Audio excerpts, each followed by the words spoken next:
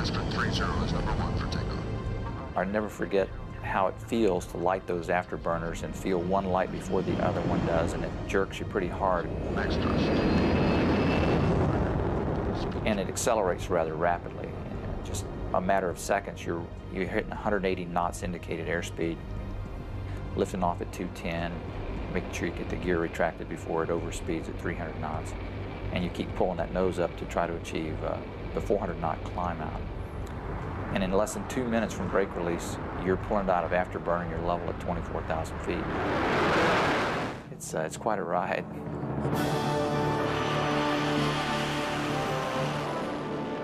I remember the first time I took the aircraft up to speed and to altitude, I went through Mach 1, and then I approached Mach 2, and it went through Mach 2 without the slightest indication of any problems, and I marveled at that. And then it rolled right on through Mach 3. Of course, none of us had ever been that fast before, but it did all of this effortlessly. And that was the feeling you had, that you had control of so much power on this aircraft that it was almost limitless. As the SR-71 accelerates through Mach 3, the triple sonic boom is followed by a blast of heat radiating from its black skin that reaches temperatures of 1,100 degrees. It truly flew through the air like a hot knife through butter. It really did. So it was pointy on every end, but it had elegance. But it was an elegance that was designed for performance.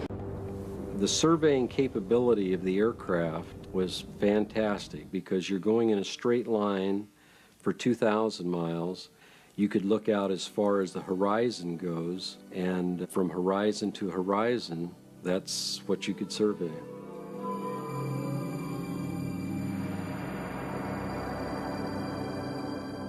For the crews flying in the top 1% of the atmosphere, it gave them a unique perspective on the world.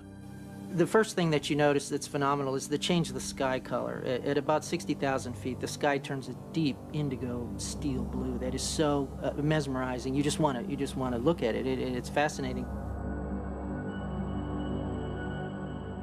You know, if I flew the aircraft up near the Arctic Circle, and I might actually traverse dawn to dusk and back 2 or 3 times. I've seen the sun rise and set 3 times on a flight, which is very unusual. I mean, we're actually flying faster than the Earth's rotation, so we're outrunning the sun.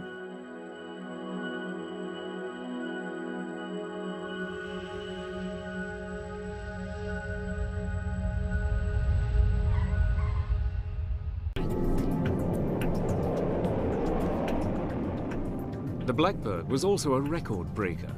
On September the 13th, 1974, Kelly Johnson's SR-71 flew across 7 time zones from London to Los Angeles in a race with the sun, taking just 3 hours, 47 minutes, and 39 seconds. For the record-breaking flight, I was over at the FAA Control Center, and the controller, a huge screen, and he said, "Here's a 747 coming out of Phoenix." And it'd go blip. Blip. It moved about ½ inch or ¼ inch. He said, "Okay, get ready. Here comes the SR-71 out of Canada."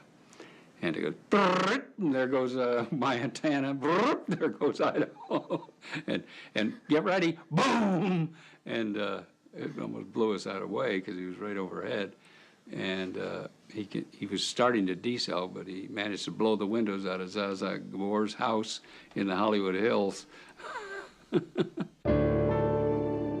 In the same year, the Blackbird had flown a record-breaking flight from New York to London.